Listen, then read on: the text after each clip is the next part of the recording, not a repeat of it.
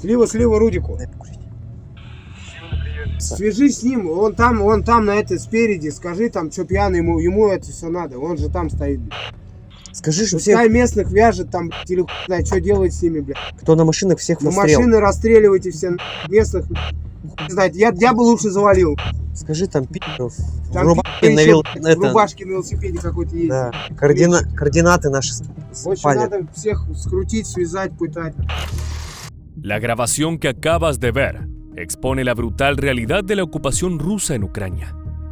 El nombre real de ese tal Rudik es Oleg Rudakov, un soldado ruso que, como habrás notado, no tiene grandes escrúpulos a la hora de dar una orden escalofriante. Por el contrario, parece disfrutarlo.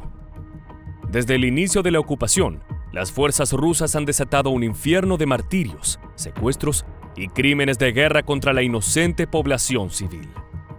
Los terribles testimonios de los sobrevivientes se han acumulado como las pruebas irrefutables de que estas atrocidades no son accidentes de guerra, sino parte de una estrategia de terror sistemático. En esta nueva entrega de Mundo Bélico, vamos a revelarte los métodos más despiadados utilizados por las tropas de ocupación rusa para someter a la población civil. Lo que verás a continuación no es una película de horror, es la realidad que miles de ucranianos viven cada día. Prepárate para conocer la verdad que Rusia intenta ocultar.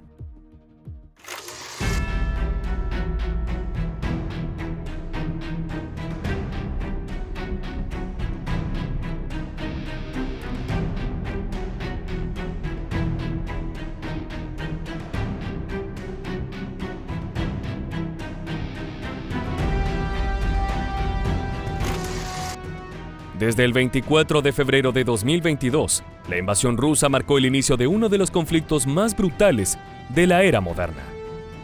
Bajo lo que fue llamado una operación militar especial, las tropas del Kremlin avanzaron sobre territorios soberanos, desatando una ola de violencia sin precedentes. Más allá de los frentes de batalla, existe una realidad aún más aterradora: la opresión sistemática contra la población civil. Los informes son escalofriantes. En los territorios ocupados han desaparecido miles de ucranianos. Se estima que más de 7.000 personas fueron arrestadas arbitrariamente, muchas por el simple hecho de ser ucranianas o manifestar su apoyo a la defensa de su país. Civiles, prisioneros de guerra y disidentes políticos han sido recluidos en condiciones infrahumanas. No son prisiones convencionales, sino cámaras de tortura improvisadas. En sótanos de comisarías y edificios en ruinas, las fuerzas rusas han instalado lo que los sobrevivientes llaman lugares de tormento. Allí, la ley del terror se impone con una crueldad que escapa a toda lógica. Mikhail Sava, del Consejo de Expertos para las Libertades Civiles de Prisoners' Voice, ha documentado estas atrocidades. Estas personas son sometidas a torturas, afirma. En celdas diminutas, los prisioneros pasan 23 horas al día sin atención médica, con hambre y en temperaturas extremas. En el mejor de los casos, tienen una hora de paseo. Pero, ¿de qué sirve un respiro cuando el resto del tiempo es desesperación e incertidumbre? Sava conoce la violencia rusa de primera mano, porque él mismo ha sido encarcelado y torturado por su trabajo como periodista, bajo la excusa de ser un infiltrado norteamericano. Sabe que el hacinamiento es tal que apenas hay espacio para dormir. Sabe que el frío cala hasta los huesos en invierno y que en verano el calor es insoportable. Sabe que la falta de luz natural y ventilación convierten estos lugares en trampas mortales. Las enfermedades prosperan y sin asistencia médica, los más vulnerables mueren sin diagnóstico. En estos campos de concentración modernos, el enemigo no es solo el hambre o la enfermedad, es el miedo. La certeza de que en cualquier momento la pesadilla puede alcanzar un nuevo nivel de horror. Pero esto es solo la antesala de lo que estás por conocer. Porque sí, el encarcelamiento es brutal, pero lo que sucede dentro de esas celdas es aún más aterrador. Tal es el caso de Ola Manukina, quien fue separada de su hijo y esposo luego de que las tropas rusas se los llevaran. Y ahora, lo único que sabe de ellos es que están siendo maltratados. Били їх Чоловіка не так, тільки попінали, а малого гарно отлупили. Казали, що дуже сильно побитий. І дзвінок, що, ну я не знаю, хто це дзвонив, ну я так думаю, що, мабуть, це хтось із РФ, ті, що їх тримали. Взяв телефон, а він мені подзвонила, ця людина, він якось представився там. Ну що, він мені як він сказав, що їх будуть тримати до кінця війни. Їх не випустять, їх будуть тримати до кінця війни. Si el encierro es una pesadilla, lo que ocurre dentro de esas celdas es un verdadero descenso al infierno. Las técnicas de tortura utilizadas por los soldados rusos en Ucrania superan cualquier límite de crueldad. No se trata solo de castigo físico, sino de un plan deliberado para despojar a sus víctimas de su humanidad. Golpes brutales, descargas eléctricas y quemaduras forman parte del repertorio de horrores. Pero la tortura no es solo física, también buscan destrozar el espíritu. Mikhail Saba reveló un método particularmente sádico para ello: la quema de tatuajes patrióticos. Si una persona tiene un tatuaje, por ejemplo, el tridente, el escudo de Ucrania, le aplican un líquido al que prenden fuego y el tatuaje se quema junto con la piel. No es solo un castigo, es un intento de erradicar la identidad de las víctimas. Precisamente, eso quisieron hacerle a Dmytro Kiliuk, un periodista ucraniano detenido en marzo de 2022 durante la ocupación de su pueblo, en Kiev. Dima, como sus padres lo llamaban cariñosamente, aún permanece desaparecido. Este es el testimonio de su captura. Доходимо сюди ж до своєї хати. Летять у нас 5 чоловік знову. З автоматами стріляють, кричать щось, з матюками.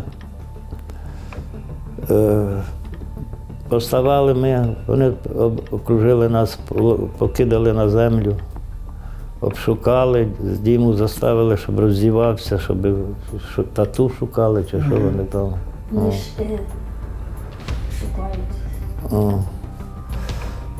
А тоді оділися вже ми.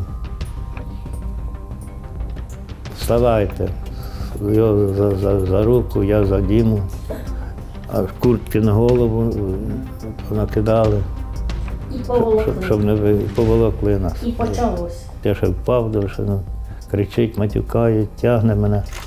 Pero la violencia del secuestro no sería nada en comparación a lo que le esperaba luego. Una vez en los calabozos improvisados, las ejecuciones simuladas, el ahogamiento forzado y las humillaciones eran moneda corriente. Estos espacios se convirtieron en centros de experimentación de sadismo puro. En Gerson, la mitad de los detenidos sufrió violencia sexual. Desde desnudez forzada hasta mutilaciones, los prisioneros fueron sometidos a vejámenes extremos. Al menos 36 sobrevivientes denunciaron electrocuciones genitales, mientras que otros relataron amputaciones y abusos. Un sobreviviente, incluso, fue obligado a presenciar el ultraje de otro prisionero con un objeto extraño cubierto con un profiláctico. Una responsable de documentar los crímenes de guerra rusos, Yelizaveta Sokurenko, describió lo que parece ser un escenario dantesco más que la realidad. Muchos entrevistados señalaron a esta experiencia como la peor de sus vidas, relatando los constantes gritos de horror de otros detenidos. Yelizaveta destaca, además, que la violencia sexual es especialmente virulenta contra otros hombres, sobre todo si estos tienen alguna relación con el ejército ucraniano. El propósito de los soldados es claro: destruir la moral y quebrar la identidad ucraniana. Conoce la historia de Mykola, un sobreviviente de la violenta ocupación. Su pesadilla comenzó una mañana fría de abril, cuando 3 soldados rusos irrumpieron en su casa y olvidaron tocar la puerta. 3 чоловіка, окуповані повністю автомати, бронежилети, магазини, ножі і були в балаклавах. Вони одразу на коліні, Зрозуміло, я став на коліна, руки назад. Я назад руки поставив, вони замотали проволокою і скотчем. Руки обмотали. Жінка, зрозуміло, почала плакати. За що? Мовчи, він фашист. Виводять мене за руки, Я одіваюсь там на ходу, одів там. Con un gorro deportivo bajado sobre su rostro, Nicola fue empujado dentro de un vehículo militar. El destino, un almacén abandonado convertido en cámara de tortura. Allí comenzó lo peor. Lo obligaron a arrodillarse sobre el suelo de hormigón mientras lo acusaban de espiar para la resistencia ucraniana. «Dinos qué información pasaste», le exigían. Cada negación fue respondida con golpes despiadados en el pecho y las piernas. Cada golpe era más brutal que el anterior. Mykola sostiene que los soldados habían recibido información errónea, probablemente de algún otro torturado. Le preguntaron a Chutiunik, un viejo vecino suyo, y le exigieron que confiese su participación en la resistencia. Como él no tenía nada que confesar, ellos se enfurecían más y más. Ahí fue cuando comenzaron a golpearlo. В основному вони били, звісно, в грудь сюди. Коли мене тоді вже привезли, у мене була синя грудь, розумієте, я їм кажу, ви ребра поламаєте? Він каже, ні, не поламаємо, не всі. От почали опять б'ють. Коротше, все синє тут було. Ну, десь минутку дають перепочинок. Знову. Какую информацию ты передавал Лозовому? Mykola apenas podía respirar, pero se obligó a contestar. Luego le preguntaron por su pasado como diputado y por su hijo, que trabajaba en Yarkov sin vínculos con la guerra. No obstante, nada de eso importaba. Siguieron golpeándolo, con la frialdad de quien destruye algo sin valor. Cada pregunta estaba acompañada de más y más dolor. Los soldados sabían todo sobre él. Su cargo, su trabajo, incluso los proyectos que había realizado para la comunidad. Sabían también que había tenido un pasado como futbolista. Un pasado que, como verás a continuación, les dio una macabra idea. Один із них бере такий брус, і брус дерев'яний. І цим бруском б'є по нозі. Ну, і не просто так б'ють, а б'є з усієї сили. І я кажу, зламаєте ногу мені. Ну, ні, не зламаємо. По ікроножній мишці він б'є разів, мабуть, 10 ударів. Рана, ви розумієте, вже відкрилась рана, і він б'є в одну точку, він б'є. І там вже кров, ви розумієте, може бути м'ясо відбите від кості. Los soldados querían una confesión, pero también querían ver su espíritu romperse, por lo que el momento no terminó ahí. Había llegado el momento de pasar a un nuevo nivel de sadismo. Mykola vio que uno de ellos traía un balde lleno de agua y supo de inmediato lo que se avecinaba. Los soldados lo arrastraron hacia él y empezaron a sumergirle la cabeza en el líquido. Tenía las manos atadas en la espalda, por lo que no podía hacer más que retorcerse con desesperación. Cuando empezó a convulsionar, le sacaron la cabeza y volvieron a preguntarle: ¿Qué información pasaste? Mykola no sabía de qué hablaban. Entonces, volvieron a sumergirlo. Después de probar un buen rato con este método, decidieron cambiar de estrategia. Le sacaron el calzado y las medias, ataron cables a sus dedos de los pies y los conectaron a una máquina de descargas eléctricas. La corriente recorrió su cuerpo empapado, inmovilizándolo de dolor. Comenzaron a alternar entre la electricidad y el agua. A cada intervalo, repetían la pregunta: «Dinos qué información pasaste». Pero Mykola no habló. No tenía nada que decir. Tras horas de tortura, lo dejaron tirado en un sótano oscuro, apenas consciente. Su cuerpo estaba destruido. Días después, lo arrojaron a su casa como un desecho humano. No podía caminar, por lo que su familia tuvo que cargarlo dentro. 2 meses tardó en ponerse de pie. 2 meses para recuperar un cuerpo que, aunque roto, se negó a doblegarse. Este es solo un testimonio entre muchos, al menos de los que sobrevivieron para contarlo. Ahora bien, los secuestros y torturas no solo destruyen las vidas de los implicados, sino también la de sus familiares. El padre de Dima, a quien ya presentamos, recuerda su estadía en el terrible centro de detención preventiva de Novosibkov. Тільки прийшли зразу, нам голови замотали скотчем, ще мені не сильно так, а Діму прямо всю голову так обмотав, скотчем закрив очі, ну, шапку надів і скотчем. Діма ще каже, що ви робите? Каже, я вже дихати не можу, там щось. Він ще якось сюди, якось на шию. La tragedia de la familia comenzó cuando los rusos tomaron Kosarovichi. Se apropiaron de casas, estacionaron tanques en los jardines y saquearon todo objeto de valor. Padre e hijo pasaron días en un suelo de cemento, en un frío atroz. Al cabo de 8 días, el padre de Dima fue liberado. No así su hijo. Un pequeño trozo de papel, escrito con tinta temblorosa, fue el último mensaje que Halina y Vasil Kiliuk recibieron de su hijo. Queridos mamá y papá, estoy vivo y bien. Estoy bien. Dima. Nada más se supo de él desde que fue secuestrado en marzo del 2022. Al menos hasta que 2 años después, el Ministerio de Defensa ruso admitió que estaba prisionero en Rusia, sin dar detalles sobre su situación. En el mismo hangar de Kosarovichi, también terminó otro secuestrado, Iván Drozd. Su esposa Ana recuerda cómo los rusos lo atraparon en la carretera junto a otro hombre. От це Ваня, він у мене молодий, але ну, так сталося. Ми 10 років разом, у нас уже спільне все. Ми живемо сім'єю, він допомагає моїм дітям. Ну, так. Івана росіяни затримали просто на дорозі разом з іще одним чоловіком. Той потім і розповів про те, що відбулося. Це мені розказував цей Ігор, що Ваню прив'язали до дерева, дуже знущалися, дуже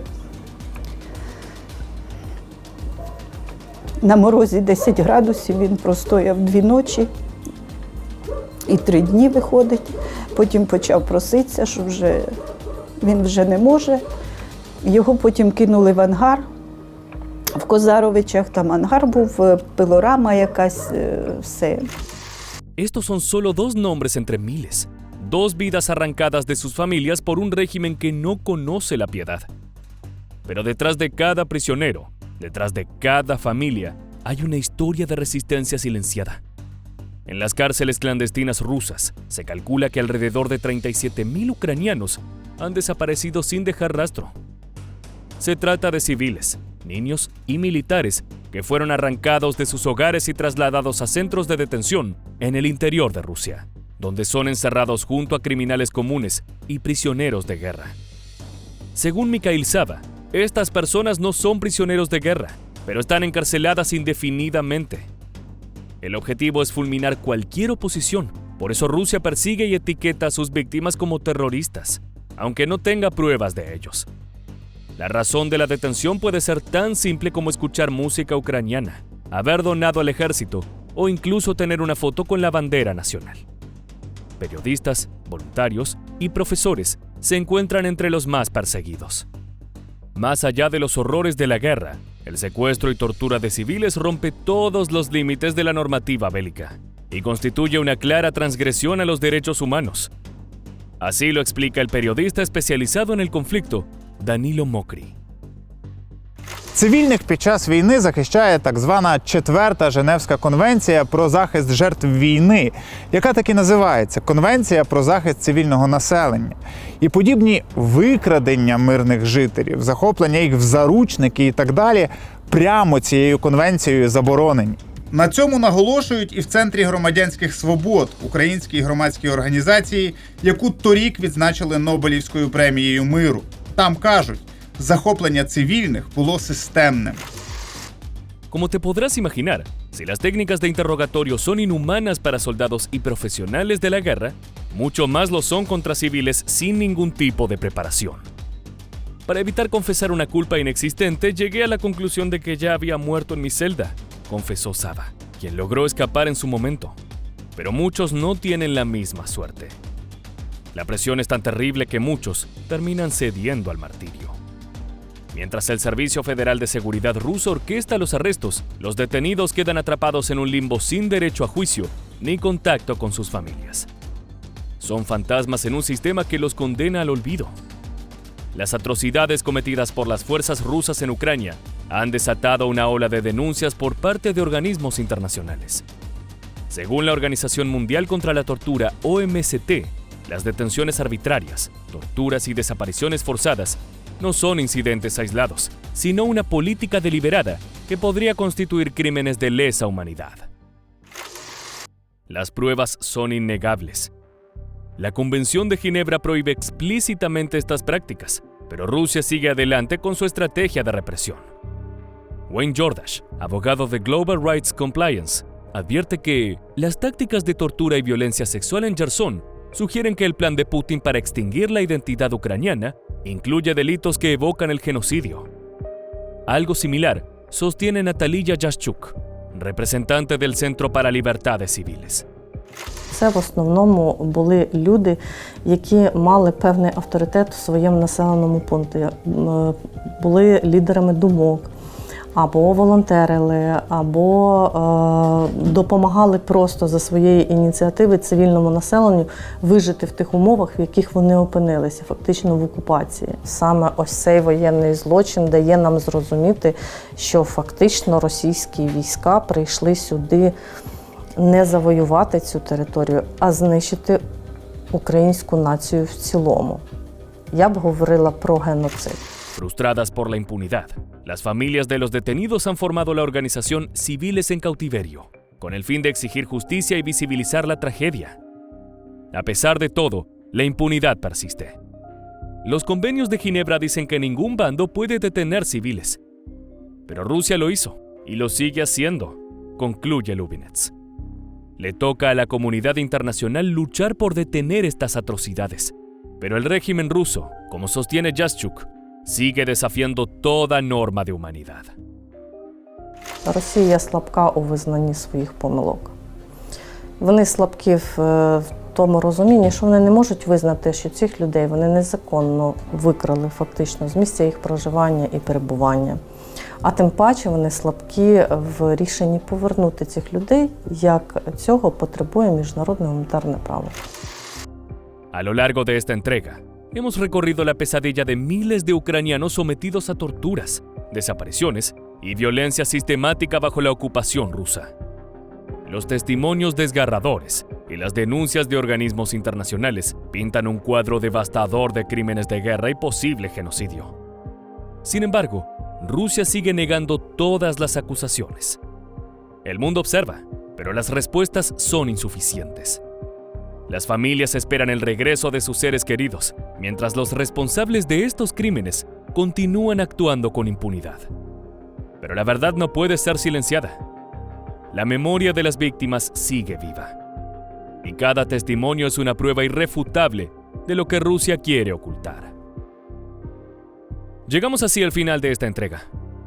Gracias por acompañarnos. Y recuerda que si quieres continuar conociendo las historias de guerra más impactantes, te invitamos a suscribirte y activar las notificaciones.